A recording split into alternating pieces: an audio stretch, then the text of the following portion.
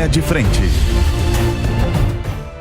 Olá, eu sou Elaine Keller e a gente está começando mais uma edição do Linha de Frente aqui na Jovem Pan News. Hoje eu tô com uma mesa só de mulheres. Eu estou aqui com a Mariana Piaia. Muito obrigada, Mariana é economista e vai nos ajudar muito na pauta de hoje. Marise de Lucas, muito obrigada por ter vindo. Um prazer estar aqui. Também estou com a Ana Beatriz, que está aqui comigo pela segunda vez, obrigada. E com a Rosa Saito, que é modelo, gente. Não, quero mostrar as fotos já para vocês, porque hoje a pauta do nosso programa é sobre o aumento da população brasileira na faixa de 60+. Daqui a 20 anos, o Brasil terá a maior população que ela já teve em toda a sua história dos 60+. Eu não gosto de falar de população envelhecida, eu gosto de falar de 60+. E a Saito, né, tá aqui conosco, a Rosa, porque ela é uma modelo internacional. E eu faço questão de falar a sua idade, Saito. 72 anos. E ela, gente, vai lá no Instagram da Rosa. Ela desfila até de biquíni. Isso é empoderamento. Eu não gosto muito do termo empoderamento, porque eu acho que ele ficou muito, como é que se fala, pejorativo. Mas o que é o empoderamento? O empoderamento, na verdade, é você inspirar outras mulheres pelo exemplo. E eu acho que isso se encaixa perfeitamente tanto com a Marise quanto com a Rosa, né? São exemplos de mulheres que mostram que a idade está na cabeça, não é isso, Rosa? Totalmente. Eu falo que o meu eu tenho 22 anos e pronto. Exatamente. Olha isso, gente. Olha que imagens. Ela é belíssima, né? Eu sou muito fã da Rosa e estou muito feliz que vocês puderam estar aqui conosco. Como eu adiantei, né, a nossa pauta hoje é sobre o aumento da população 60+ no Brasil. Nós somos hoje, pelo censo, o último censo que é de agosto do ano passado, de 2022, hoje nós somos 203.062.512 brasileiros no Brasil, tá? Brasileiros no Brasil, né, Elaine? Tá bom. O crescimento populacional desacelerou, tá? As taxas de fecundidade e mortalidade estão em queda. Com isso, o Brasil se encontra na categoria de envelhecimento moderado. Em cerca de 20 anos, a população brasileira será considerada envelhecida. Nos últimos 10 anos, o número de pessoas com 60 anos ou mais passou de 11,3% da população para 14,7%.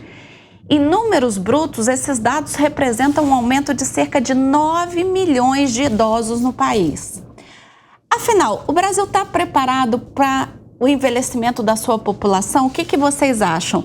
A gente tem infraestrutura? Eu vou falar agora como filha, tá? Apesar que eu tô ali na barreira, né? Me sinto já a caminho dos 60+, né? Mas eu tenho meus pais vivos, graças a Deus, meus pais são vivos. E meu pai hoje precisa de apoio de cadeira de rodas. E eu sinto uma dificuldade imensa, gente, com a preservação de calçadas, né, de rampas. Você vai em muitos restaurantes, eles não têm rampa de acesso eles têm para entrar no restaurante, mas na calçada propriamente dito, às vezes não tem. Já fui com meu pai em inúmeros locais onde você tem o elevador para a pessoa que é cadeirante, mas o elevador não está funcionando.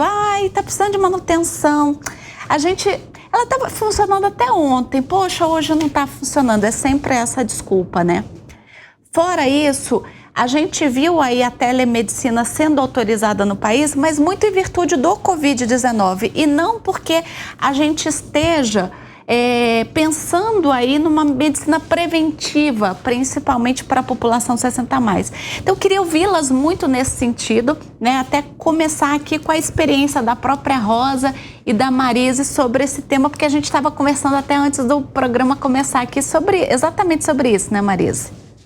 Bom, eu começo aqui falando, eu vou completar 64 anos agora, essa semana. E eu tenho, até a minha filha brinca comigo, porque ela diz assim, você vai usar a vaga de idoso e vai sair do carro e vai correr uma prova de corrida de rua? eu digo, eu vou usar a vaga de idoso porque faz parte da legislação, é um direito. É claro que se tiver uma outra vaga, eu uso a outra, mas ali eu tenho esse direito, eu vou utilizar. Mas o que eu vejo é que, de uma maneira geral, as pessoas estão mal preparadas e as empresas estão mal preparadas para lidar com esse público. Eu vejo, por exemplo, as filas preferenciais, você vai na fila preferencial, às vezes a empresa coloca um caixa, um guichê para atender a fila. Isso pode ser no aeroporto, isso é na farmácia, no supermercado, onde você for. Tem um caixa, então é uma fila única para atender as pessoas. Então não é preferencial, é exclusiva, ela não é preferencial. E a fila é maior porque tem menos atendentes. E os próprios atendentes, então, eles não... eu acho que esse conceito do que é preferencial, e até para a gente falar, nós estávamos falando da legislação, né? Será que 60 anos precisa ou não precisa? Porque aí também as filas preferenciais não são só por uma questão de idade, são por uma série de condições que você não pode ficar em pé muito tempo. Mas a resposta curta para a sua pergunta é não. Nós não estamos preparados, nem em termos de população e nem o país, nem em termos de infraestrutura e nem em termos de educação. E nem estamos pensando nisso, porque nós estamos falando nos próximos 20 anos, mas para isso a gente precisa de políticas públicas de longo prazo. Com certeza. E esse é um problema do Brasil. O Brasil não tem política pública de longo prazo para nada, inclusive para esse tema. Não, né? Políticas de Estado. Exatamente. Não políticas de governos, mas políticas de Estado. Exatamente. Rosa, pela tua experiência, você acha, apesar que você é uma mulher super saudável, né?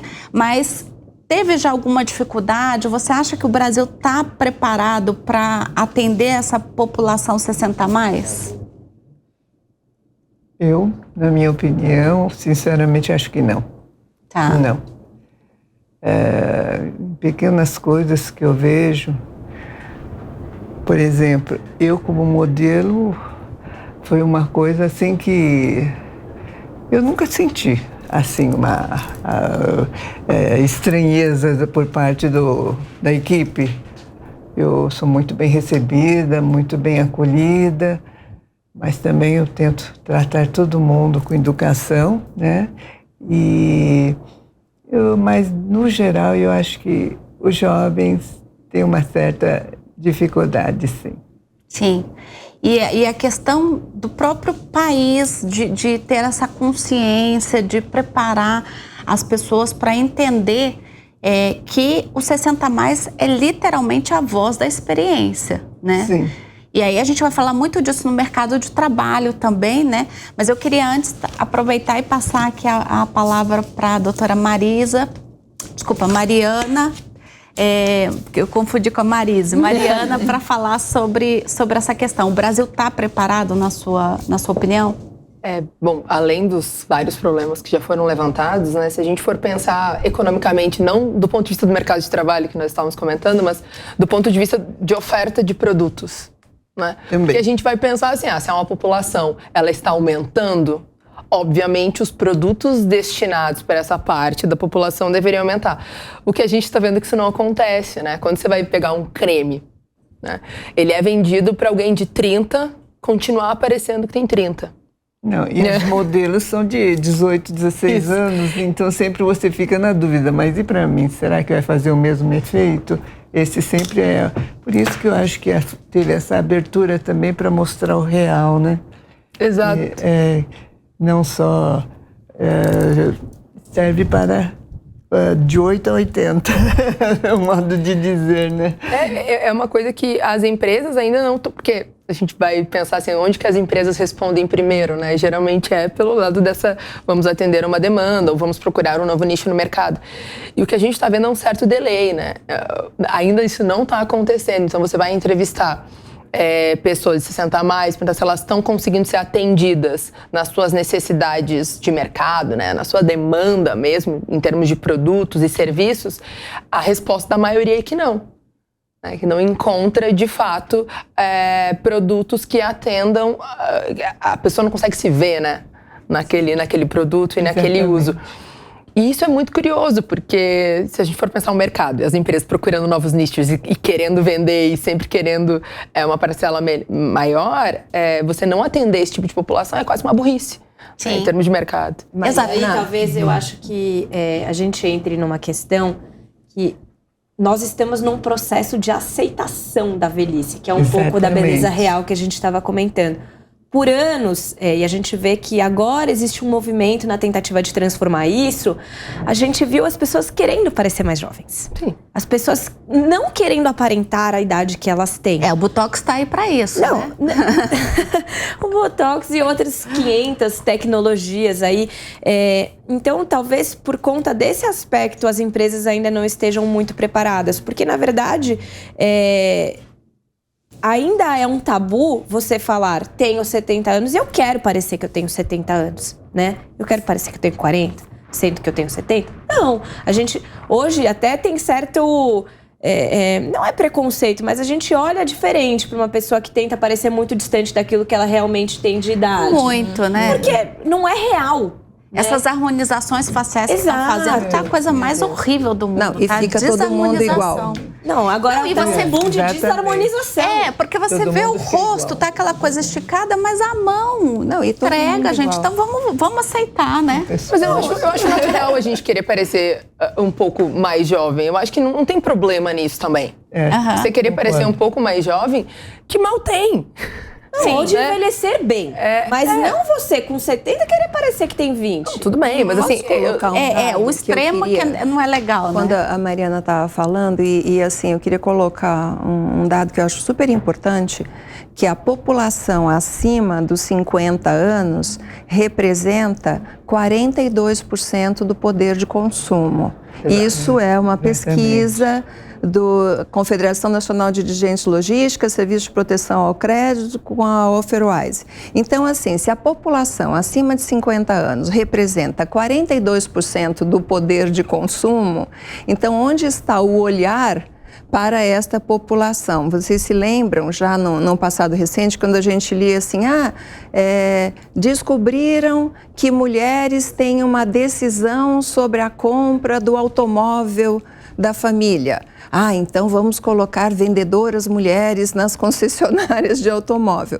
E aí a minha pergunta é, então onde está esses vendedores de 60 a mais para nos atender, para responder a essa pergunta que faz a Rosa, ou que eu posso fazer também, mas assim, é para minha idade, porque acima de 45 vai até, agora vamos até onde? Até 100. Então, dobra, né? Sim, sim.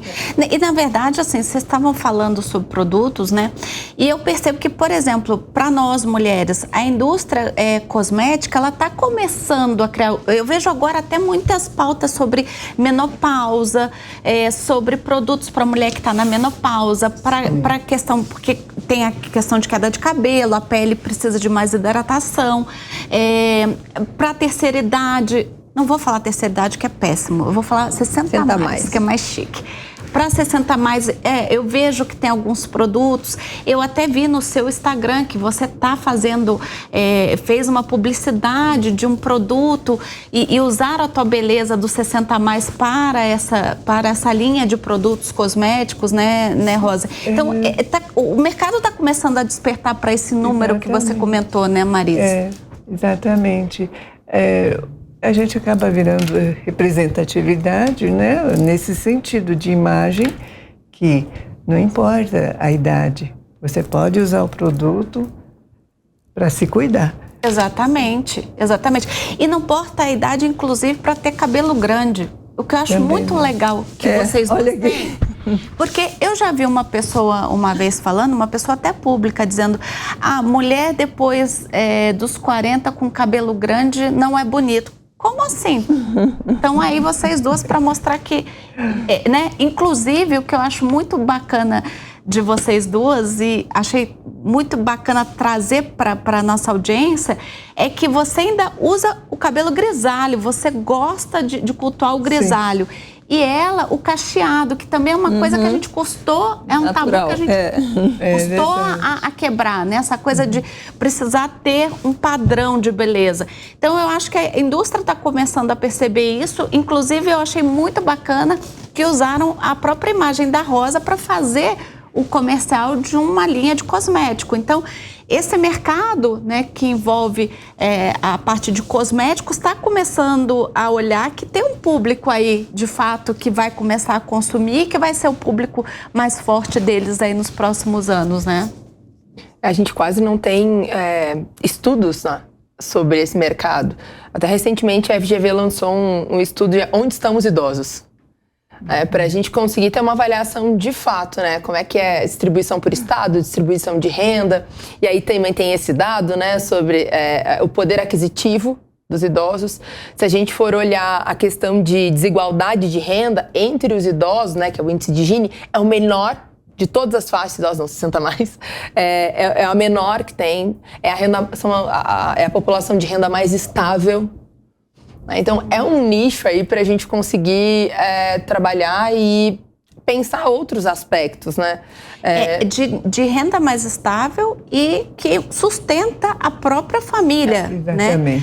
Exatamente. Vale lembrar que o crédito consignado está aí para falar sobre isso, né? Quantas pessoas no 60+ não estão aí se endividando com crédito consignado para poder sustentar a sua família, inclusive ajudar os filhos, ao suporte ali da família, né?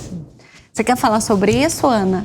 Não, na verdade, eu estava pensando em um outro aspecto que acho que a Mariana pode esclarecer melhor, que é o seguinte: 60+, hoje, por todos esses dados que a gente vem conversando aqui, talvez não é um pouco cedo, aí pensando pela perspectiva jurídica, que eu sempre vou puxar para esse lado, não é um pouco cedo para a gente trazer tantas garantias, dado que hoje uma pessoa de 60 anos ainda é super saudável, economicamente ativa. Talvez quando o Estatuto do Idoso e a legislação voltada para o público 60+, foi criada, a pessoa de 60 anos não é a mesma pessoa que hoje tem 60 anos.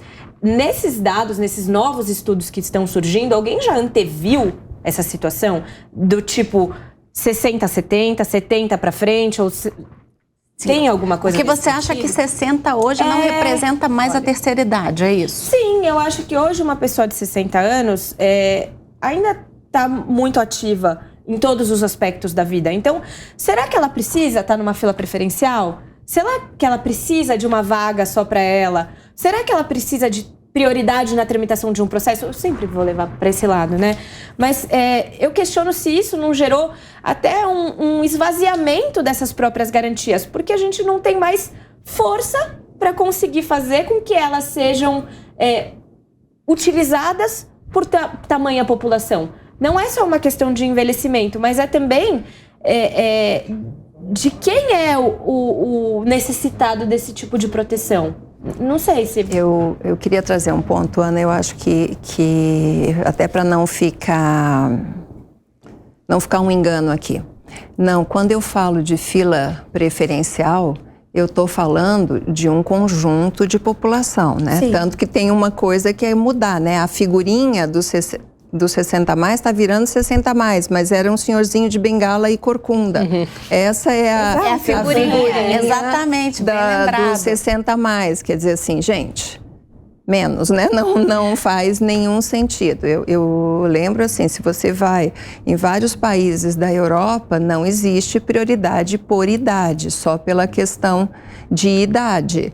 Assim, se você não consegue ficar na fila por alguma outra coisa, então você pode ter uma preferência, mas então eu acho que a questão não é a preferência pela preferência. Eu acho que a discussão maior aqui seria como tratar um público diverso, respeitando a sua diversidade, sabe? Porque, assim, existem diferenças. Talvez não precise dessas preferências por idade. Até que a gente vê hoje, né? Hoje já tem uma diferenciação, 80+ é uma coisa, o 60+ já vem depois.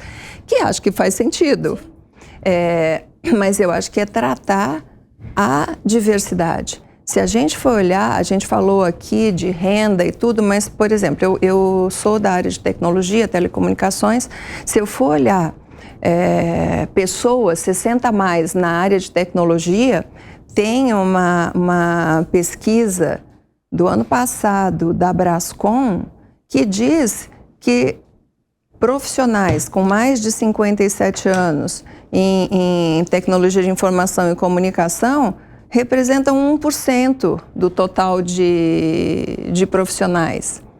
E aí você fala, tem representatividade no mercado, mas é 1%. E onde estão essas pessoas todas que se formaram e trabalharam nessa área e que não estão sendo empregadas? Isso. Aliás, eu queria entrar nessa pauta sobre o mercado de trabalho e perguntar já aqui para Mariana, o Brasil está se preparando? Porque quando a gente fala que aqui a 20 anos a gente vai ter a maior parte da população com 60 a mais, embora a gente esteja falando, e aí eu vou pegar um gancho na fala de vocês sobre essa questão, na tua fala, Ana, de, mas será que 60 anos já é terceira idade? Eu acho que é o seguinte, a partir do momento em que a gente não investe em saúde pública, principalmente medicina preventiva, a gente não tem como fazer hoje eu acho, cravar que não seja. Eu acho que se a gente começar a ter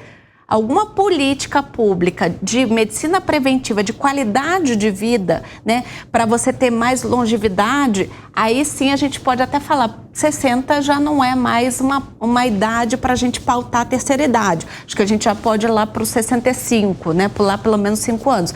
Não sei se nós estamos preparados em termos de medicina preventiva, né? Não sei se vocês têm algum dado sobre isso até para falar, Mariana. E aí eu queria, Mariana, na sequência já fazer um gancho. Daqui a 20 anos nós vamos ter uma população 60 a mais muito grande. Portanto, a nossa população economicamente ativa, digo, no setor produtivo mesmo, vai estar muito menor. Inclusive, os dados já mostram isso. Nós estamos preparados para esse enxugamento da população economicamente ativa, ou seja, para esse afunilamento da pirâmide etária no Brasil? Bom, tentando juntar todas as questões, que eu fiz um blend aqui de perguntas, né?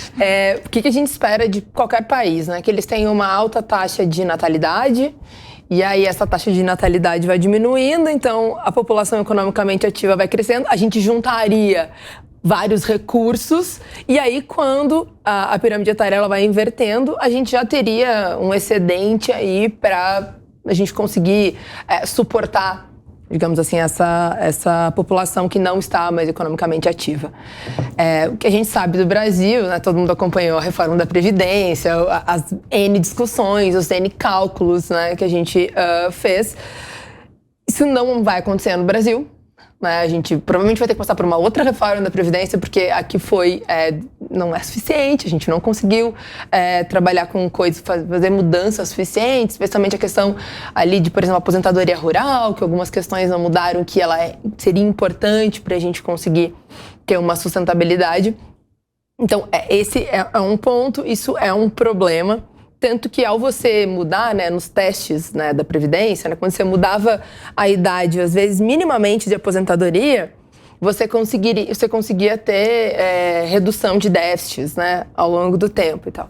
E aí, por questões jurídicas que eu não sei responder, tem gente que consegue se aposentar muito antes, né, usa vários recursos e consegue aí uma aposentadoria mais cedo, e que depois mais a gente precoce. e que aí a gente pode falar depois, né, como isso afeta também todas as políticas de distribuição de renda do país, porque isso tem um efeito, porque você considera ou não considera, né, no cálculo, enfim. Então, isso é um problema desse ponto de vista, do ponto de vista de previdência, ok, é um problema. Mas uma outra coisa que a gente aprendeu, que não é necessariamente verdade, que os últimos dados mostram, é que a pessoa, enfim, ela nasce, ela vai aprendendo, forma na faculdade, começa uma crescente de produtividade, chega a um ápice de produtividade, que seria por volta dos 35 anos, e a partir daí é ladeira abaixo de produtividade. Tá. É isso que é vendido por aí. Então você não mantém uma pessoa empregada depois de uma certa idade, porque o salário dela não é compatível com o que a gente chama de produtividade marginal do trabalho, né? O que foi mostrado é que isso é mentira. é que a gente consegue manter, a partir dos 40 anos, um nível de produtividade relativamente estável. Isso é um estudo na Europa, né? Existe um órgão na Europa só estudando envelhecimento, porque lá é um problema mais latente do que está sendo aqui. Então, eles chegaram no cálculo que a produtividade do trabalhador não reduz. Sim. E aí, pesquisadores do IBRE, da FGV, né, fizeram vários outros estudos. Eu achei super interessante esse estudo. Fica à vontade para compartilhar comigo. Eu dou aula de macroeconomia. Ela e a mercado de trabalho é um ponto Ela e a Marisa estão nos recheando aqui de dados. Isso é ótimo. Mas eles pegaram assim, olha, em 2050 a gente vai ter 2 pessoas em atividade economicamente ativa para uma 60 a mais. Seria esse o cálculo. E aí, o que a gente chegou à conclusão é que se a gente fizesse em idade ativa, então, por idosos, sem considerar a produtividade, a gente teria, então, em 2050, 2 para 1. Seria esse o problema. Mas aí, usando os dados de produtividade do trabalho, ou seja, a gente colocar, né, a produtividade por faixa etária e esticar, a gente chega que, na verdade, a gente vai estar com aproximadamente 4 para 1. Então, talvez a questão da sustentabilidade da Previdência não passe só por essa questão de decidir qual a idade, prejudicar, criar mais entraves para você conseguir aposentar ou não, mas talvez seja realmente a gente pensar na produtividade do trabalho no Brasil, que é baixíssima, que a gente está estagnado, né, há um bom tempo. E se a população economicamente ativa está estagnada em produtividade e tem uma linearidade de quem tem 60 a mais, então talvez não seria essa questão de você não empregar essas pessoas, né? E aí a gente entra num outro ponto. A gente vai ter ali população economicamente ativa, empregados, não empregados, e a gente tira quando você aposenta, né, dessa população economicamente ativa. O que a gente vê nos dados é que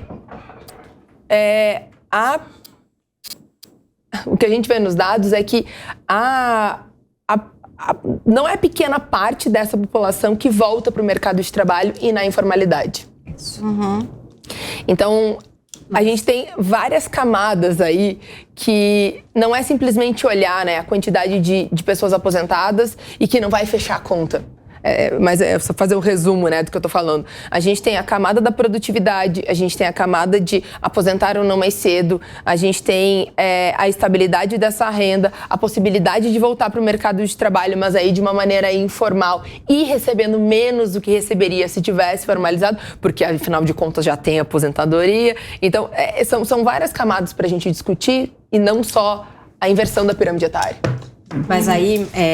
Aí, não, vou só pegar um gancho. Então, assim, de tudo isso que você falou, o que a gente está construindo aqui é que cada vez a gente percebe que é mais importante da qualidade de vida para as pessoas, para elas chegarem nessa faixa dos 60 a mais com uma qualidade de vida capaz de manter aí o seu senso criativo, a produtividade, mas usar essa questão da experiência, a voz da experiência, né, para trazer aí mais qualidade, otimizar a qualidade e a produtividade do Brasil, que é tão baixa.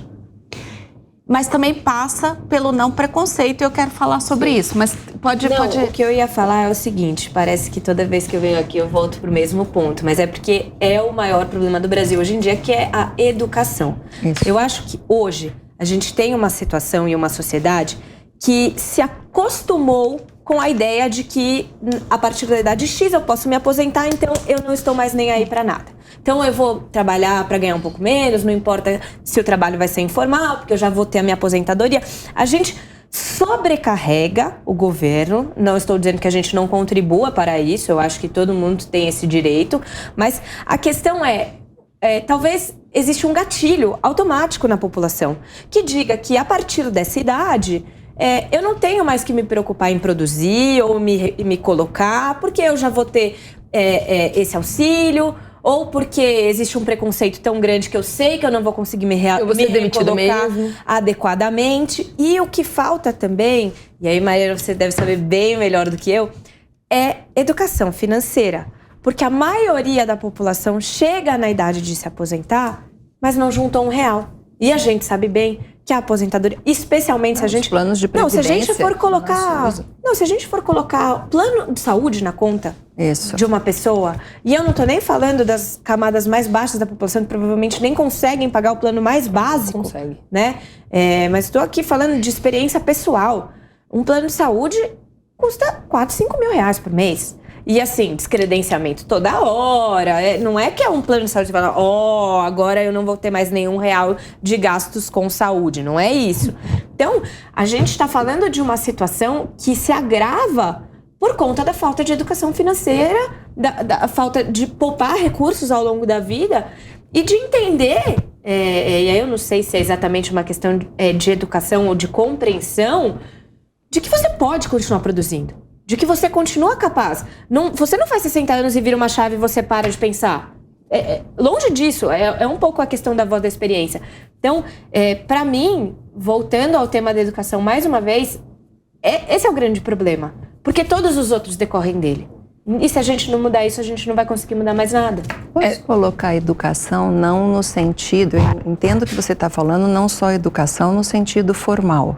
Sim. Da educação, porque eu sinto a falta do letramento da sociedade para entender essas questões, da gente abordar. Quando vocês duas dizem, a gente aprende que é assim, a gente aprende, mas a gente aprende aonde?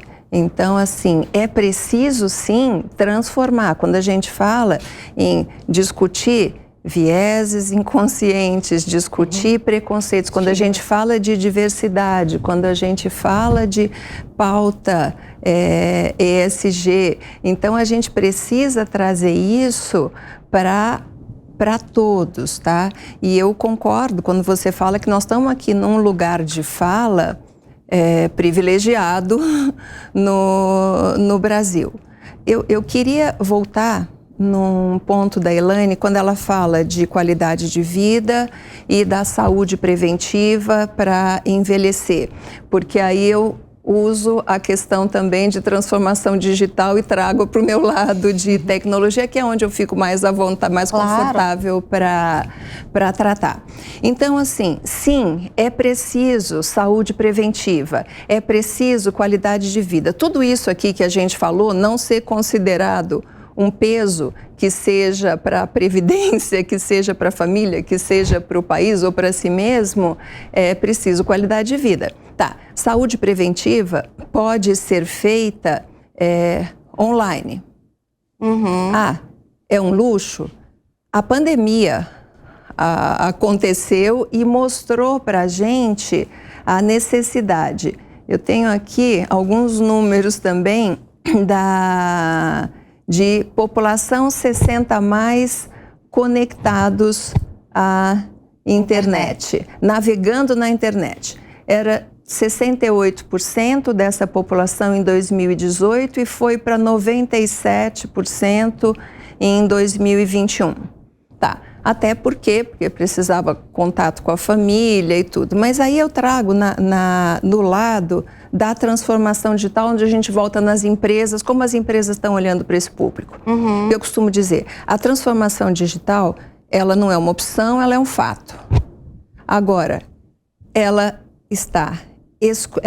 é uma realidade necessária, mas não pode excluir uma camada da população que não esteja apta para participar dela, seja por falta de conectividade, de dispositivo ou de alfabetização digital.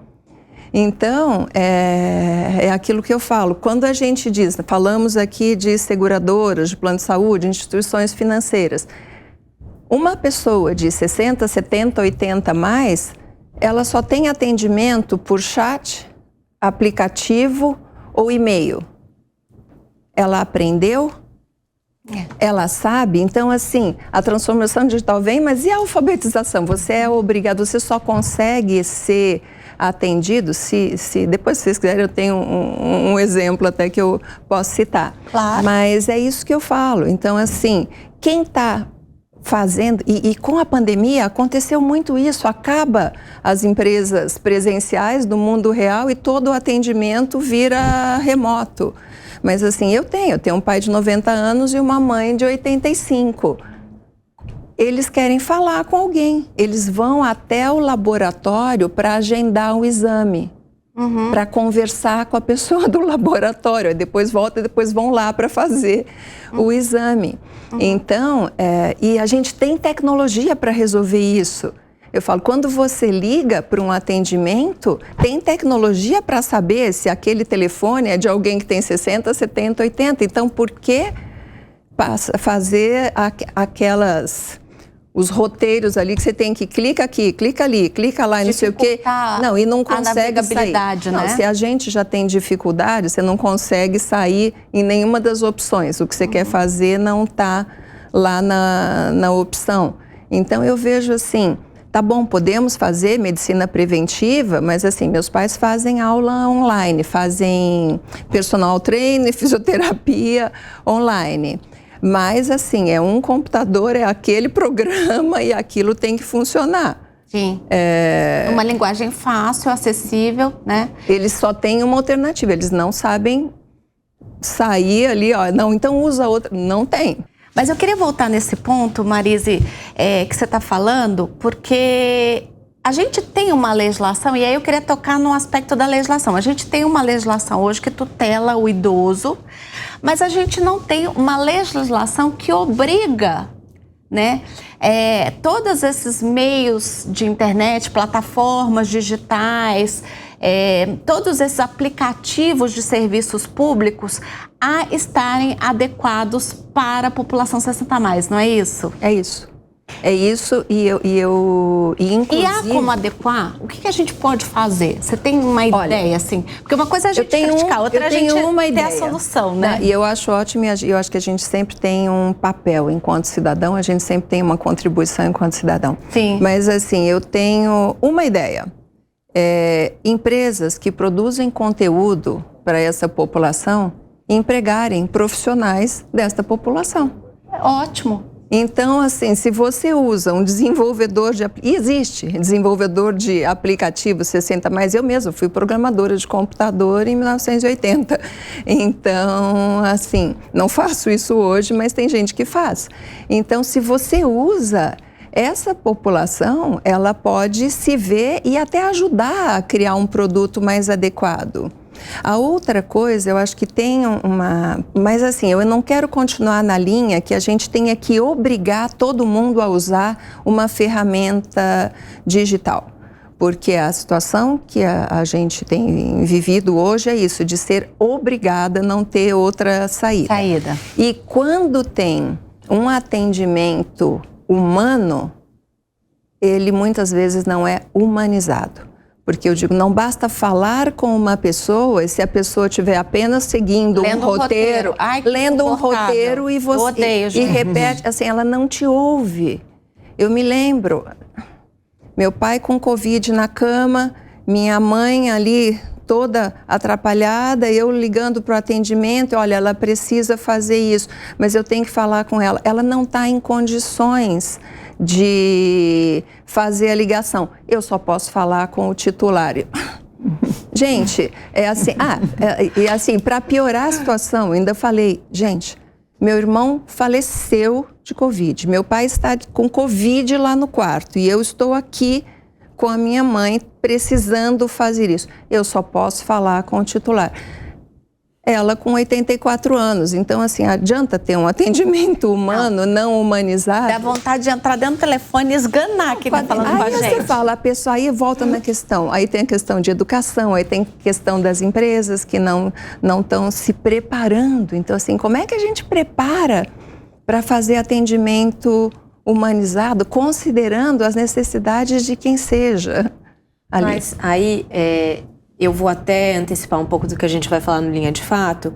Existe uma questão que é a seguinte: não existe qualquer tipo de punição, né? Então, assim, eu vou oferecer um atendimento que não é humanizado. Eu vou oferecer um atendimento péssimo. 90% das pessoas que me ligam desligam na minha cara porque eu não consigo responder absolutamente nada do que elas me perguntam. Não existe uma fiscalização a respeito disso. Não existe algum órgão que vai dizer assim, você precisa se adequar. Porque não existe uma regulamentação, né? E aí, voltando um pouquinho, existe um estatuto do idoso. Existem uma série de garantias que são dadas a essa população.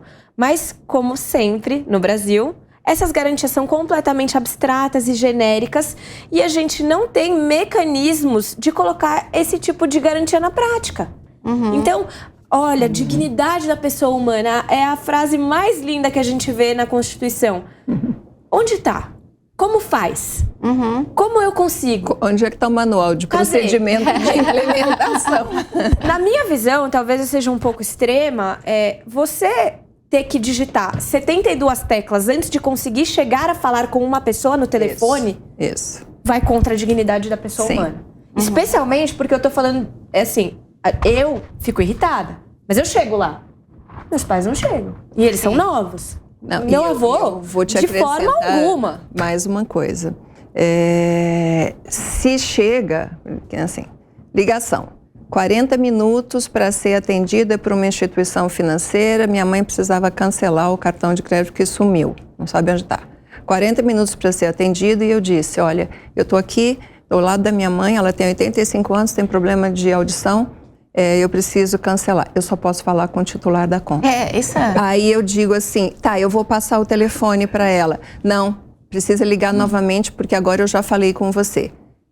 Desliga a ligação. Você tá brincando. Sim. Parece piada. Aí, aí eu disse pra mamãe, você precisa dar conta de conversar com essa pessoa. Mais 25 minutos, a pessoa atendeu, a mamãe falou, respondeu as perguntas de segurança todas, e eu ali do lado, vendo se estava viva a voz, respondeu. Aí ela falou, preciso cancelar o cartão. Aí o rapaz disse assim, agora eu vou lhe fazer 2 perguntas que se você errar, eu não vou poder cancelar o seu cartão. Ainda tinha uma prova ali. Meu Deus. Aí imagina ela, já estava nervosa nisso ali. Acertou, mas ele disse, mas eu não vou poder cancelar o seu cartão, porque lá nas primeiras perguntas, no número do telefone, você errou um dígito. Não. E aí, ela teve que ir presencialmente na agência. Então, assim, isso é tratar com dignidade. Tinha um atendente. Quando eu falo que tem tecnologia, você coloca o seu telefone lá no cadastro do banco. Então, quando você liga para o banco, a tecnologia sabe que você é você. E sabe que aquele telefone é de alguém que tem 85 anos, ou sabe. Então, assim, tinha um atendente, mas olha o que acontece com o atendente, como que o atendente trata. Então, eu vejo que é um pouco de tudo aquilo que a gente falou aqui. É tecnologia, é educação, é preparação, é punição. Eu coloquei esse mesmo exemplo numa mesa de discussão onde tinha representantes do PROCON, da Secretaria Nacional do Consumidor, da Anatel e tudo. E eu perguntei, para quem que a gente reclama? Para quem que a gente se queixa? Eu não obtive resposta. Não existe. E o representante do PROCON até disse assim, não, no PROCON a gente tem conseguido resolver, a gente recebe muito bem e tudo. O idoso vai sair de casa e vai lá? Exatamente. Não, e nem isso. Você vai fazer uma reclamação no PROCON. E o que vai acontecer depois disso? Sim. Porque a sua mãe teve que ir até a agência de qualquer jeito. Ela não ia ficar com o cartão desbloqueado até fazer uma reclamação ela no precisava... PROCON. E aí, ela precisava do cartão. E é um pouco curioso, fugindo um pouco da pauta, desculpa, mas é que não tem como não comentar, que esses mesmos bancos que te submetem a esse tipo de questionamento para poder fazer um bloqueio, são os mesmos que liberam o Pix de 50 mil reais da mesma conta da senhorinha. Exato. Então, assim, tem algo que não... Não, gente, e era para cancelar um cartão. Ela não estava pedindo um empréstimo, cartão adicional, uma do crédito. Posso dar uma do contra? Claro. Mas é do ponto de vista bem técnico da coisa e frio até. saindo do nível pessoal e saindo de coisas um pouco mais que leva a nossa emoção, né? Se a gente, por exemplo, criar coisas que obriguem, né? Então, assim, eu obrigo a tratar o idoso, o banco a tratar o idoso de forma X, Y, Z. Eu obrigo o plano de saúde a tratar o idoso dessas maneiras. Eu obrigo, eu crio uma lei, eu crio uma regra e por conta disso vai ter uma punição. As taxas vão aumentar. Vai ser cobrado uma taxa maior desse tipo de pessoa que precisa. O plano de saúde também. Então, assim, eu entendo que é um processo ruim, mas os custos vão ser repassados. Eles vão ser repassados. E aí, se você coloca mais uma normativa, não pode repassar esse custo. Vamos ir aumentando o processo de intervenção. Sim. Esse serviço não vai ser ofertado. Então, aí a gente vai para um ponto que é tradicional do mercado brasileiro. Falta concorrência. Sim. Falta um processo concorrencial. E aí a gente vai em outras questões. Muito da falta de concorrência vem de normativa. Ou então, seja, assim, é doido. A gente entende que os problemas do Brasil são estruturais, né? Sim. Mas eu queria aproveitar a última parte aqui do primeiro bloco para a gente falar sobre o etarismo, né? E queria até ouvir muito a Rosa nesse aspecto. Conforme o relatório mundial do idadismo, da Organização Mundial da Saúde, o etarismo se refere ao estereótipo que se forma quando pensamos um preconceito contra as pessoas da terceira idade, 60 a mais. Eu não queria falar terceira idade, né? Então, a forma como nos sentimos discriminados, a forma como as pessoas se direcionam até a gente, como elas agem, né? Só por conta da idade que a gente tem. Então, isso seria aí, segundo a Organização Mundial da Saúde, é isso, né? A Organização Mundial da Saúde, isso seria, então, o etarismo, que é esse preconceito em relação à idade, ou seja, aquela discriminação só porque você passou dos 60 a mais. Rosa, você estava quase contando para a gente no início que você trata as pessoas com educação, que você percebe que também é bem tratada, mas você já teve algum tipo de discriminação. E aí eu vou até mais longe. A Rosa, ela sai um pouco da curva porque ela é uma usuária mesmo de mídia social, o que não é muito comum, né? Muito frequente nos 60 a mais. Você usa, inclusive, para divulgar o seu trabalho. Você já teve algum discurso de ódio contra você? Alguém usando essa questão do etarismo de é ridículo, você não deveria usar biquíni, qualquer coisa nesse sentido? Você já sofreu esse tipo de preconceito?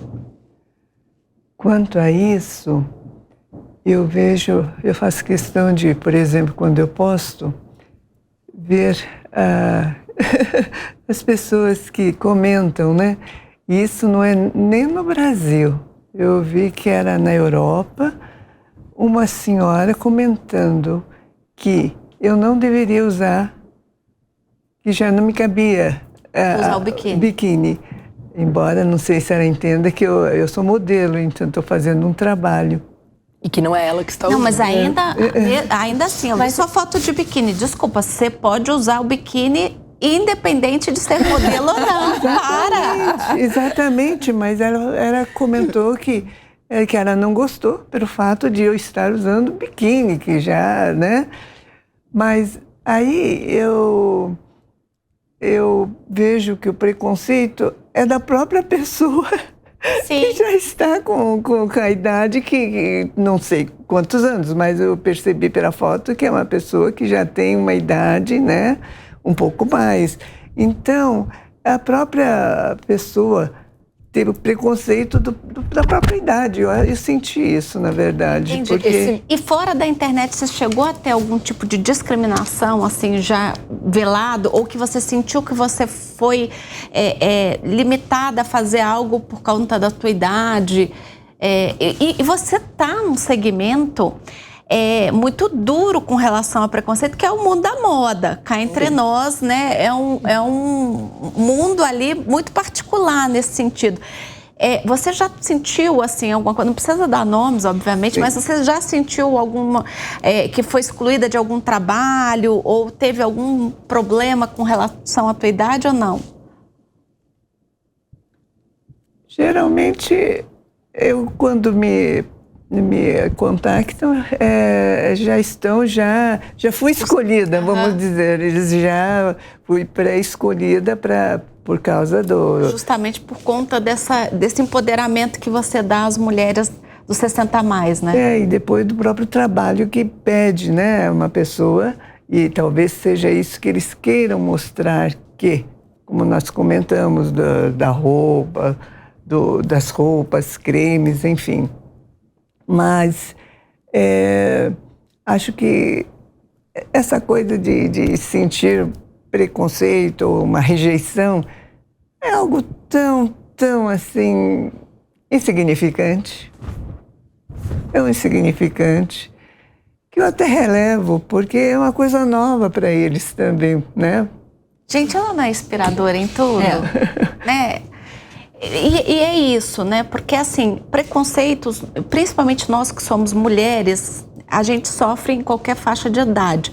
E eu me identifiquei muito com a tua fala, porque eu vejo que muitas das pessoas que me criticam na internet são mulheres, o que eu acho péssimo, porque mulher deveria apoiar a mulher. Sim. Né? E aí a gente ainda tem, no teu caso, essa questão da mulher te criticando por ser uma 60 a mais usando um biquíni. Quer dizer, que ótimo, né? Porque você está quebrando paradigmas, está mostrando que não existe idade, né? Existe você estar de bem com o teu corpo, estar de bem com a tua mente, né? E isso é que é bacana, né? Exatamente. Eu vou ser muito franca.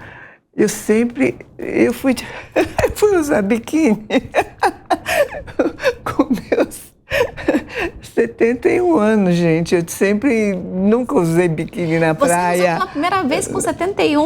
Porque no trabalho? No trabalho. Eu falei, meu Deus, isso quer chutar o pau da barraca. Adorei. Quer dizer que até então você nunca tinha feito isso? Eu tinha vergonha, muita vergonha. E eu fui fazer fotos e vídeos, desfilei com biquínis, assim, para todo mundo, literalmente me Aí ver, você né? chutou literalmente o pau da barraca. Para quem nunca usou, ela já saiu andando na passarela de biquíni, exatamente. Então, eu acho que nós temos, eu acho que é isso, né? Temos fases, né? Um monte de defeitinhos que a gente vê no próprio corpo, vergonha. Mas que a idade nos deixa muito maduras para aceitar tudo isso, né, Marise? Eu vejo assim que eu era muito mais insegura aos 20 do que hoje. A gente vai criando essa carcaça de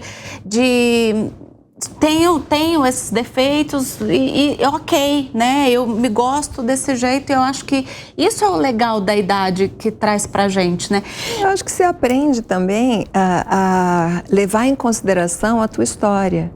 Ninguém chegou até aqui simplesmente de graça. Todo mundo trabalhou, todo mundo tem uma história, todo mundo tem aí a sua luta, seus desafios. Seu mérito, né? Seu mérito. Então, assim, quando você entende e aceita isso, é mais fácil ter essa grandeza que tem a Rosa para dizer, olha, isso eu relevo. Mas é engraçado porque nesse mesmo estudo da Organização Mundial de Saúde tem um bloco, né, que é dos impactos econômicos do idadismo, né? Porque o idadismo pode ser, né, assim, você ser considerado muito jovem também. Uma coisa que eu já passei também. Acho que é só ser mulher, né? Às vezes ser muito jovem também é ruim, porque você é mulher também muito jovem. sofre, Também é ruim. Aí depois, quando você tá mais velho, também. Quando é mãe de novo. Então, enfim, tem uma série de... Toda a faixa etária ali vai ter a sua questão, mas... eles remetem a... Não tem muitos estudos sobre o custo, né, econômico do idadismo e tal. E aí eles pegaram a questão de saúde, porque a gente vai juntar com um monte de coisas que a gente está falando, que um estudo para os Estados Unidos em 2020, que eles queriam calcular qual o gasto de saúde oriundo desse preconceito em ser idoso. E aí eles classificaram as 8 doenças mais comuns em pessoas, eu não sei se foi 60 mais ou 65 mais, eu não tenho certeza. E aí eles fizeram entrevistas, enfim, e aí eles chegaram à conclusão de que $1 a cada 7 dólares eram oriundos desse preconceito. E aí por N fontes. Só que aí eles foram desmembrar o porquê, né? Que tipo? Aí eles chegaram que mais de 70% era de preconceito da própria pessoa que estava na faixa.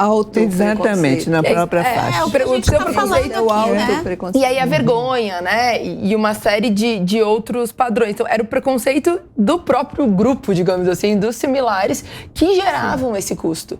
E é muito doido quando você identifica isso, porque você estava falando, eu falei, nossa, isso é mostrado até nos dados. E realmente, nos dados, a gente consegue ver isso, que isso causa um custo. E aí, se a gente for pensar, por exemplo, da medicina preventiva, né, e de vários outros que a gente estava falando, existe no Brasil o Programa de Saúde da Família, né? E dentro do Programa de Saúde da Família, né, você teria os postos de saúde, e esses postos de saúde deveriam ser focados não em alta complexidade, né, mas tem ali o dentista, o enfermeiro, o técnico de enfermagem, o médico, que fica ali o dia inteiro. E ali você faz o acompanhamento, aí você tem os grupos, né? Grupo dos hipertensos, grupo dos diabéticos, grupo das gestantes, que você consegue fazer um monitoramento preventivo disso. Isso está no SUS. E isso é um programa que... Eu sou do interior do Rio Grande do Sul, né? Eu sou muito do interior. E eu vejo funcionar em cidades do interior. Sim. Aí você tem, por exemplo, as assistentes de saúde, né, que vão nas casas e que daí cortam esse caminho. Então, de fato, né, quando você tem uma acessibilidade, né, e aí você não vai usar a telemedicina, você não vai... você tem esse acompanhamento de grupo. Então, de fato, esse acompanhamento de grupo, ele não é só uma questão de vamos ser bonzinhos com os idosos, mas custa menos. Custa muito menos. Economicamente, vale muito a pena. É isso. É o que você falou. Em vez de investir Bom, isso eu trabalhei em tecnologia, eu trabalhei em área de saúde também. Então é isso, investir em prevenção, inclusive para as instituições, eu trabalhei em grupo de hospitais e tudo, reduz custo depois, porque é muito caro tratar a doença.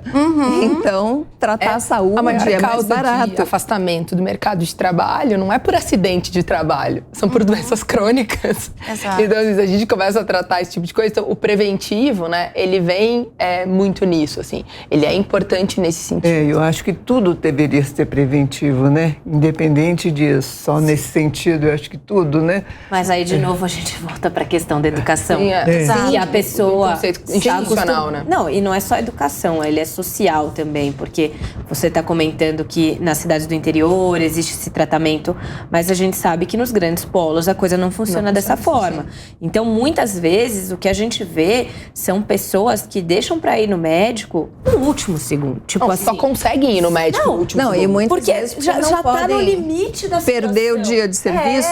N fatores, né? Seja porque demora muito no posto, porque sabe que não vai ter um atendimento talvez como você gostaria que especialista fosse. Que demora muito. Não, e depois, às vezes, você espera 2 meses, 3 meses, depois que marca, você até esqueceu. E esse Exato, tá tão longe que você esquece, o seu né? empregador não necessariamente vai falar, vá fazer a prevenção. Sim. Talvez até uma das soluções aí que Isso a gente nas colocou. empresas, né? Exato. É burro pra colocar Na um dia empresa. por um X período que o funcionário tem que ir fazer um check-up ou um exame de rotina. Olha, eu uma trabalhei consulta. em empresa que tinha equipes que vinham fazer ginástica. Sim. Passavam alguns dias da semana nos departamentos e fazia ginástica laboral, acho Sim, que era mas isso. uma que- Nossa, empresa perfeito. das empresas. Se o próprio movimentar, refeitório se da movimentar empresa. é Essa muito que vira importante. multinacional. E se movimentar é muito importante para a saúde mental e física, né? E assim, eu vou fechar aqui o primeiro bloco e eu acho que fica aqui de mensagem final de todas nós, né? Que o Brasil precisa sim se estruturar, precisa se planejar para o crescimento dessa população 60+, que além de ser aquela velha figura que a gente tem das nossas avós, né, que faziam bolos pra gente, né, era uma delícia ir na casa de avó, né, essas avós continuam, mas continuam agora com mais longevidade, com mais disposição, podendo ser criativas, podendo quebrar tabus, como é o caso da Rosa que está aqui com a gente hoje e a Marise. né? Então, vamos nos preparar para envelhecer saudáveis e continuar trabalhando, sendo criativos e sendo produtivos, acima de tudo, para o nosso Brasil. Pois é, então é Natal, dezembro, chegou, finalmente. E segundo a previsão da Confederação Nacional de Comércio de Bens, Serviços e Turismo, a oferta de vagas de empregos temporários em 2023, na principal data comemorativa do varejo, que é o Natal, terá a maior alta dos últimos 10 anos. A associação espera que a oferta tenha alta de 5,6% nas vendas em comparação ao ano passado, totalizando 108,5 mil novos trabalhos temporários, que é a maior oferta do período, gente. Vão ser abertas 115,5 mil novas vagas neste período. Que legal, né? A maior alta em 10 anos. Afinal de contas, a gente passou pela Covid, né, gente? E você acabou de chegar dos Estados Unidos, como é que tá lá o varejo? Olha, eu não sei se a gente já está falando de Natal, mas existe uma mobilização muito grande nos Estados Unidos com a Black Friday, né? Isso foi abrasileirado ao longo dos últimos anos, a gente também vê uma movimentação interessante por aqui. E eu acho que é um evento pré-Natal. Quem já está um pouco mais organizado garante os seus presentes nesse momento de promoção. Então, assim, a gente vê que tudo já está... É que você teve lá em novembro, então ainda estava bem no Black Friday. Desculpa, é isso mesmo. A gente vê que é um movimento antecipatório do Natal. E lá, assim como a gente vê aqui no Brasil, é tudo... assim, montado e decorado para te lembrar dessa data o tempo inteiro. E aí as promoções... não tem como não falar que não é a data mais comercial do ano, né? Sim, sim. Muita oferta, muitas promoções para também atrair esse consumidor que sofreu ao longo do ano com o pagamento das suas contas. Mas o negócio tá quente. Eu adoro, é a fase do ano que eu mais gosto, que é primavera no Brasil, é Natal, é verão, né? Primavera, verão já, né? Já com clima de verão, né? Ainda mais com esses últimos dias quentes que a gente teve aqui no Brasil. É uma delícia, né? As pessoas parecem que estão mais alegres, estão na rua, né? Você viaja no Natal, Rosa? Dificilmente. Dificilmente. Você passa em São Paulo com a família? Sim, mas eu pretendo. E fazem amigos secretos na sua casa? Fazíamos, agora minha filha casou, enfim, cada um, né, tem o... Então a gente não faz mais, mas eu fazia muita questão. Eu tenho 3, né, tenho uma moça e 2 rapazes, então a gente...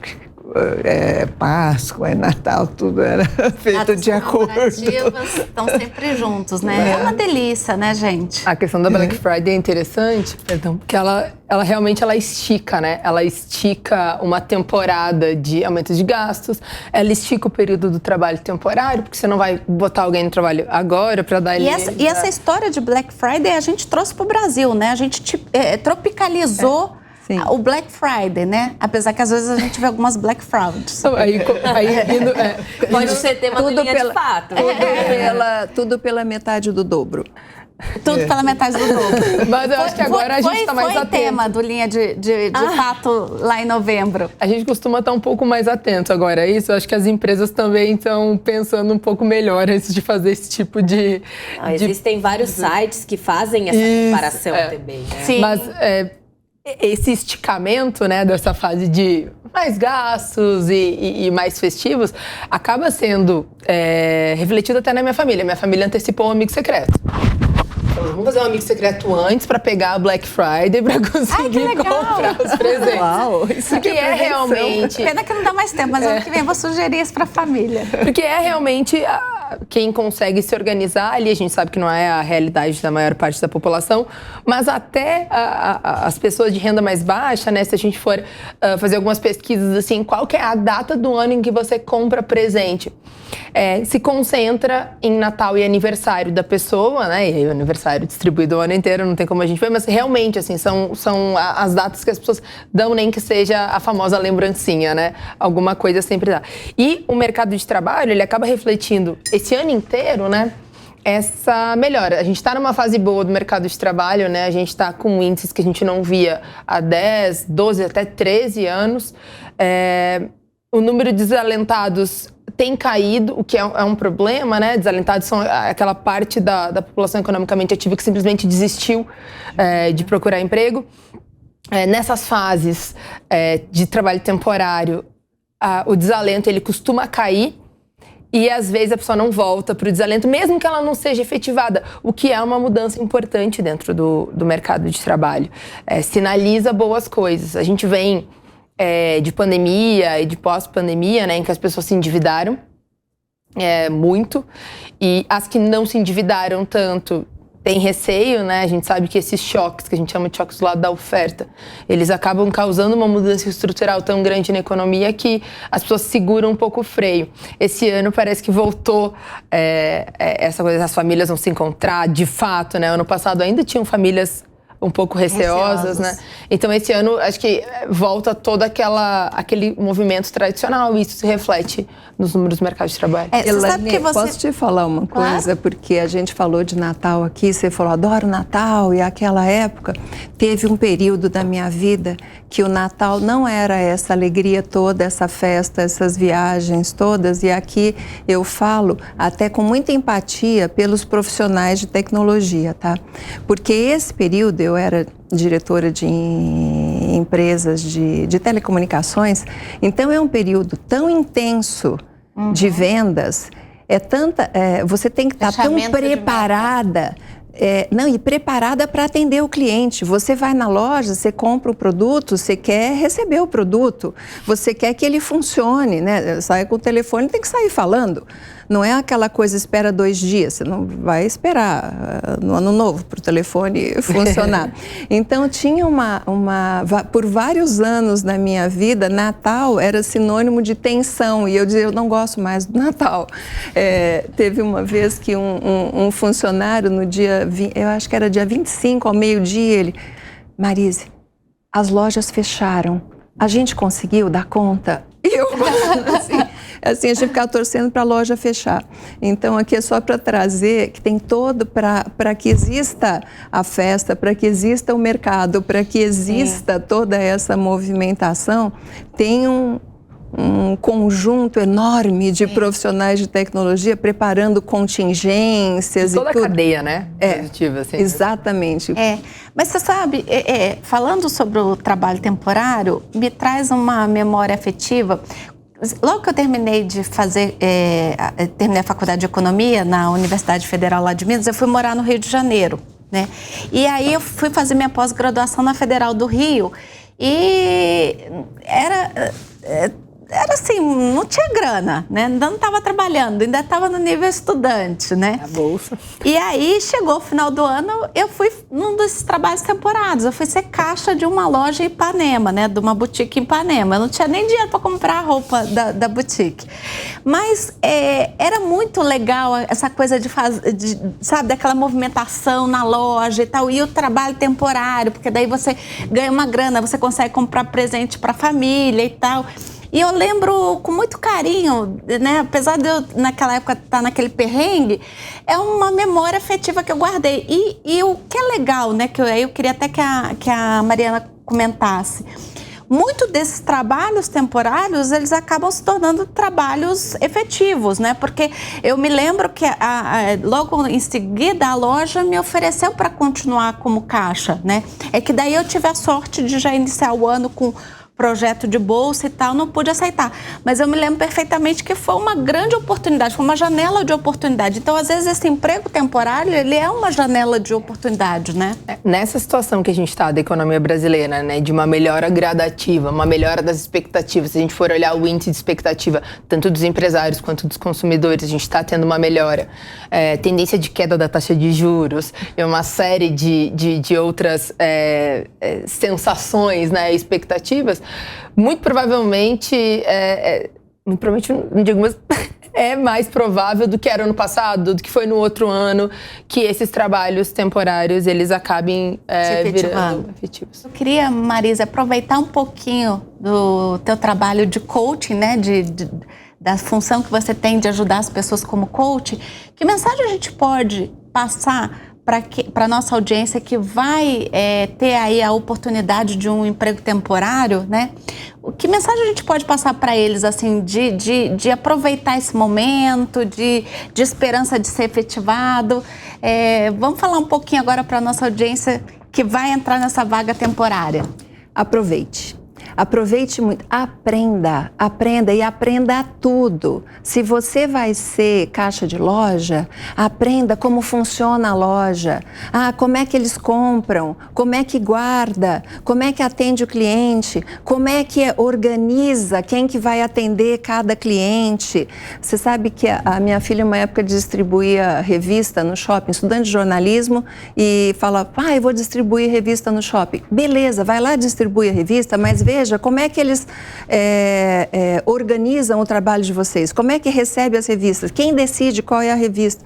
Então, assim, aprenda, crie relacionamentos, você vai conhecer pessoas, e não é adicionar todo mundo só em rede social não, tá? Não é disso que a gente está falando. Assim, conheça as pessoas, porque são essas pessoas que te viram ali aprendendo e viram esse interesse que depois vão te chamar para uma vaga efetiva. Aposta que acerta. Exatamente. Não, eu acho que toda oportunidade é um desafio, é um momento para a gente agregar alguma coisa para a nossa vida, né? Não teve uma coisa que eu tenha feito que não tenha, de alguma forma, agregado alguma novidade, algum conhecimento para mim. Até o fato de eu ter sido caixa. E eu adorei. E é legal porque você aprende essa coisa da comunicação, né? De se comunicar com todo mundo, de saber que tem dias que você não vai estar legal, mas você tem que sorrir, né? Porque quem está no varejo é isso. Você tem que estar feliz. Ainda mais você está fazendo uma venda de Natal, né? Então você tem que estar feliz, né? Não dá para você estar ali baixo astral. Então, às vezes, você não tá, porque às vezes você brigou com o namorado, às vezes você tá sem grana, tá devendo, mas você tem que aprender que faz parte ali do trabalho, que você tem que receber todo mundo bem, mesmo aquela pessoa às vezes mais chata, né? Porque, por exemplo, eu falo até da minha experiência. Eu não tinha onde cair morta.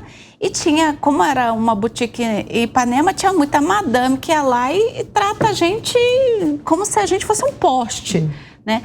Mas mesmo assim, eu não levava aquilo pro pessoal, enfim, tentava... Tô aqui também fazendo papel de coach, né? Eu tentava tirar o meu ali, fazer proveito daquela situação e pronto. Mas isso tudo é experiência, né? Experiência que a gente tá falando aqui dos 60 mais, né? Exatamente. Né, Rosa? Exatamente. De chegar na nossa idade e falar, o que é isso? Perto de tudo que eu já vivi, passei, tanto pão que eu já tive para amassar, não é isso? Exatamente. Muito, muito. E te dá uma base, eu falo que as tempestades me ensinaram mais do que...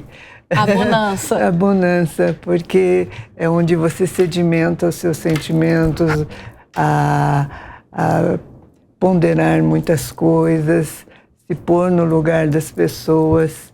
E, enfim, você chega, no meu caso, você chega no momento que, se eu estou tendo esta oportunidade, eu me entrego. Uhum. Cada trabalho é único e eu dou o melhor de mim na medida do possível. E sempre, no final do trabalho, eu digo mesmo que eu espero que eu tenha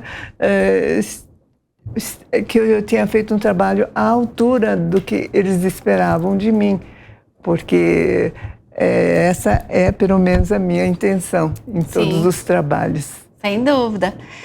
É isso. Então, você que vai ter aí a oportunidade de entrar numa vaga temporária, né?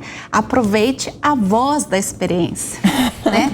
De Marise e de Rosa Saito, tá vendo? Aproveite para tirar proveito deste momento único. E agora eu vou passar para o nosso quadro, nosso queridinho quadro chamado Linha de Fato. Para quem não conhece ainda esse quadro, é um quadro que eu e a minha diretora Mel criamos para vocês, para serviço público, né? Para esclarecimento público. Então, qualquer dúvida que vocês tenham, sobre direito do consumidor, sobre direito condominial, sobre qualquer assunto do cotidiano, você manda pra gente. você pode usar o direct do meu Instagram, @ElaineKeller com 2 L's e K, ou da própria Jovem Pan, Jovem Pan News, né, @Jovem Pan News. Você manda lá no direct no Instagram e aí a gente traz para responder aqui para vocês. Aqui tem uma fã do quadro Linha de Fato, que é a Ana Beatriz. E hoje, Ana, nós vamos falar de um assunto que você vai adorar, porque eu já sei que você teve probleminha na sua última viagem para os Estados Unidos.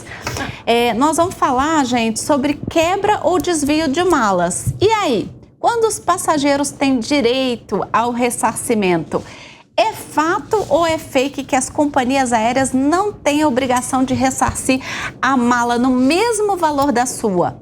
A Renata Reis, gente, assessora técnica do Procon de São Paulo, explicou isso pra gente. Aliás, quero muito agradecer ao Procon de São Paulo e a Renata Reis. Vamos rodar?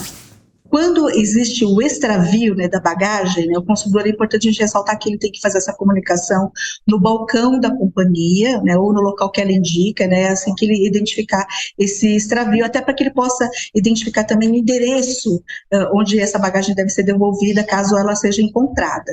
É importante a gente dar destaque também para os prazos, né? Se é um voo nacional, a empresa tem 7 dias para devolver essa bagagem. Se é um voo internacional, ela tem 21 dias para fazer essa devolução. E quando essa bagagem simplesmente não é devolvida para o consumidor, depois desses prazos, a empresa em 7 dias, ela tem que fazer um ressarcimento para o consumidor. E a resolução da ANAC, ela até prevê, né, um valor inicial de ressarcimento. Qual seria esse valor? Eles chamam de direito especial de saque, né, que é uma moeda, né, digamos, um padrão monetário, né, do Fundo Internacional, onde cada 10, né, que a gente nomeia dessa forma, né, a abreviação, corresponde hoje, né, a R$ 6,41. Então, no caso do voo nacional, seriam 1.131,10, e no caso do voo internacional, 1.288,10. E também para os gastos que o consumidor vai ter nesse período, se ele estiver fora da residência dele, fora do domicílio, gastos emergenciais. Então, é importante que o consumidor estiver nessa situação, guardar os comprovantes, que depois da apresentação desses comprovantes também, desse gasto que ele vai ter nesse período emergencial, mesmo que seja no prazo de 7 para voo nacional ou de 21 para voo internacional, a empresa vai ter que ressarci-lo com a apresentação das notas em 21 dias. Agora, quando a bagagem é avariada, danificada, o fornecedor, né, a companhia aérea, ela tem que reparar esse dano ou substituir a bagagem por uma equivalente. Então, se é realmente uma mala de última geração, uma das mais caras do mercado, o consumidor apresenta a evidência de que ele tinha aquele produto, a companhia aérea tem que ressarcir para que ele volte. Na verdade, a indenização, em direito, é você voltar à situação anterior, né? Então, para que ele tenha a regularização desse dano, né, e tenha o restabelecimento aí do seu patrimônio. E o furto, que é o mais grave, aí é importante o consumidor também fazer o comunicado na companhia aérea, mas também não deixar de fazer no boletim de ocorrência, né, tendo em vista aí o aspecto criminal da questão. Pois é, e a Ana, né, advogada, especialista em direito do consumidor, também teve um problema aí na sua última viagem em novembro, né? A gente até tem imagem aí da mala do esposo da Ana, né? Conta esse perrengue chique aí seu, Ana. Não, gente, eu brinco que de tanto eu ter problemas com malas, eu faço isso no meu escritório, porque não é difícil de acontecer alguma coisa, né? Infelizmente, eu acho que... O que aconteceu aí na mala do seu esposo? Vamos lá, o nosso voo, ele atrasou muito, então quando a gente chegou para embarcar no voo internacional, fizeram a gente despachar a nossa mala de mão, essa é a nossa mala de mão. Então aquela que vai todas as coisas que são, e aí lembrando para a audiência que sempre que você tem algo que é um pouco mais caro, que seja um pouco mais precioso para você, é legal você levar na sua mala de mão junto com você, porque aí você não corre riscos adicionais com o despacho da bagagem. Mas de qualquer forma, porque a gente chegou muito atrasado para embarcar, nós fomos proibidos de levar as nossas malas de mão na aeronave, nós tivemos que despachá-la. Vejam que beleza que fizeram com a mala do meu marido. Rasgaram a mala. Rasgaram a mala. Por sorte, ele tinha o computador do trabalho dele, que nós fomos viajar aí a trabalho, e ele tirou o computador antes da gente embarcar, ela levou o computador na mão conosco na aeronave. Senão, o computador estava aí dentro. Provavelmente não teria mais computador. né? E a gente leva na mala de mão justamente para esse tipo de coisa não acontecer. Eu vou aproveitar o seu gancho, já contei a minha história particular, mas complementando um pouco o que a Renata falou sobre a questão de indenização. Primeiro lugar, se você teve a sua bagagem extraviada, você deve, como ela mencionou, ir ao balcão da companhia. Eles vão te dar o que eles chamam de RIB, Relatório de Regularidade de Bagagem. Esse é o documento oficial que comprova que você saiu do aeroporto sem a sua mala e que você vai utilizar aí nas ligações com a companhia aérea para rastreá-la, etc. Existe um limite indenizatório, como ela falou, que é calculado por esse DES, que é uma unidade. Unidade especial de saque. Unidade especial de saque, isso. Então, se você, por algum motivo, tem coisas de maior valor dentro da mala do que esse teto, do que esse limite, tente levar na sua mala de mão. Uma outra alternativa é você fazer um seguro, né? A própria companhia aérea te oferece a possibilidade de declarar um valor a mais na sua bagagem, você paga por isso e aí você vai conseguir ser indenizado caso aconteça alguma coisa com a sua bagagem. Além da indenização material, em alguns casos o consumidor pode ter direito também a uma indenização por dano moral. Normalmente isso implica em você ter que abrir um processo contra a companhia, não é algo tão simples, porém, se por exemplo, como já vi acontecer algumas vezes, você foi viajar para Antártica, frio, 0 graus. Foi lá ver o Papai Noel. Foi lá ver o Papai Noel na Lapônia. Sua mala não chegou. Você tem que comprar casaco. E você se programou, vou fazer uma viagem que eu tenho um casamento fora do país, meu vestido não chegou. Além do aspecto material, você sofreu um abalo que é considerado indenizável. Então você tem também essa questão do dano moral. Se a gente tivesse mais tempo aqui, eu ia explicar um pouquinho melhor as diferenças do transporte aéreo internacional para o nacional, porque muda bastante, mas eu sei que a gente está concorrido aqui. E eu vou passar para Mariana, porque a Mariana também tem alguns dados sobre essa questão de companhia aérea, né? Como boa macroeconomista, ela já também se pautou aí de uma pesquisa para nos trazer sobre essa questão aí de quanto as companhias aéreas gastam com essas indenizações. Porque a gente fala muito, né, da questão como a parte judicial, às vezes, pode estar associada ao preço da passagem, né? Você pode gerar muitos custos, mas é muito bizarro se a gente for olhar, né? Tudo bem, a gente sabe que o aumento da passagem, ela está muito associado ao aumento do preço dos combustíveis, praticamente dobrou o quanto as empresas gastam. Só que dentro de todos os custos dela, os custos com assistência ao passageiro, indenização e coisas do tipo, é 0,7%. Não chega a 1% o que as empresas gastam com isso. Será que é porque as pessoas não reclamam? É porque as pessoas, gente, e eu sou advogada, eu sei exatamente o que eu tô falando. É muito difícil para você que não é da área, você tem que contratar um advogado. Não, aí de condenação judicial, verdade. Condenação judicial é também só 7%. Ah, 207. São duas linhas. Uhum. Durante a pandemia, 2020 e 2021, esse número foi maior, provavelmente porque as empresas. Então, assim, porque a receita também estava menor, enfim, teve toda uma questão. Mas, assim, se a gente juntar os dois, não dá 1,5% o que as companhias aéreas têm de custos com isso. Mas é o que eu sempre falo no escritório. Para a companhia aérea, é mais barato ela não providenciar um atendimento adequado do que pagar uma indenização judicial. Porque é em sei lá quantos passageiros que vão efetivamente atrás de um advogado e dos seus direitos e tudo mais. Ou até o próprio PROCON, né? Vamos lembrar para a audiência que ele não necessariamente precisa de um advogado, ele pode recorrer. Mas no PROCON, cá entre nós, a experiência prática diz que muito pouco se resolve. E aí o desfecho do PROCON procure um advogado e entre com uma ação judicial. Eu fui uma consultora voluntária do PROCON na época do Dr. Fernando Capes, que também apresenta o Linha de Frente aqui. E olha, o PROCON de São Paulo, faz um trabalho bastante efetivo.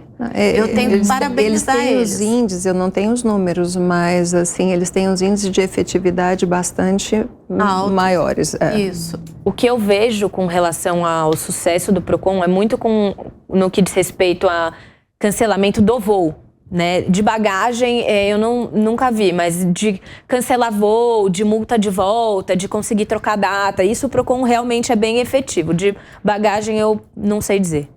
Tá. Você já teve alguma mala extraviada? Você que viaja pelo mundo aí para modelar? Não cheguei tanto ainda. Que bom, né? Que bom. Eu ainda estou aqui na Viagens Nacionais. Mesmo assim, nunca tive. Não? Não. Nenhum problema de quebra de rodinha? Não, quebra de o negócio é rodinha, comigo, o negócio é comigo. Não, eu tive também. Muito normal. Eu tive Cancelamento de problemas. voo. E as coisas são diferentes, assim, é muito diferente. Eu cheguei uma vez na Suécia e o voo tinha feito escala em Amsterdã, conexão em Amsterdã. E eu cheguei sem a bagagem. Mas aquilo era que nem uma perfeição. Eu fui ali, fui me queixar que eu tinha chegado sem a bagagem e eles me disseram, a sua bagagem ficou em Amsterdã, vai chegar no voo de tal hora. E eu disse, mas eu não vou ficar aqui em Estocolmo, eu vou para uma cidade no interior. A sua bagagem será entregue nessa cidade do interior até lá. Eu falei, tá, mas eu tinha casaco, tá? Mas assim, eu não tinha roupa. Você recebe um kit, tinha até uma camiseta branca naquele kit para eu ficar durante as horas. E a bagagem chegou. Então, essa foi um exemplo bem sucedido, onde eles tinham. Mas eu já cheguei também dos Estados Unidos, onde 150 malas não vieram. Nossa. Então, vocês imaginam ali em Guarulhos, lá embaixo, 150. Eles anunciaram ali, depois de um voo de não sei quantas horas. Claro, eles já sabiam que as malas não estavam no voo, porque quebrou a esteira de botar a mala dentro do voo lá. E aí, 150 pessoas. Ali eu esperei alguns dias e a mala chegou em casa. Mas assim, você imagina o transtorno. É perrengue chique. Você tem noção? Eu gostaria muito de continuar. Infelizmente, o Linha de Frente do final de semana, ele tem 1h30 só de duração. Então eu vou ter que chegar ao fim, mas a gente está começando o mês de dezembro e eu quero então desejar a toda a audiência uma semana muito abençoada, que as pessoas comecem. Quem não montou ainda a sua árvore de Natal, monta a árvore de Natal, faz as pazes com a família. Esse é um mês da gente se abraçar, confraternizar e ter uma esperança de um 2024 melhor, né, gente? Bom, eu também queria agradecer demais essa mesa só de mulheres. Amei conhecer a Marise e óbvio, adorei conhecê-la também, viu, Mariana? Economista ninguém gosta de conhecer. Não, mas a Rosa e a assim, Marise trouxeram uma experiência de vida muito bacana pra gente, enriqueceu demais esse debate. Para vocês, um grande beijo, uma ótima semana e eu vou encerrando por aqui, Jovem Pan, jornalismo independente. A opinião dos nossos comentaristas não reflete necessariamente a opinião do Grupo Jovem Pan de Comunicação. Realização Jovem Pan News.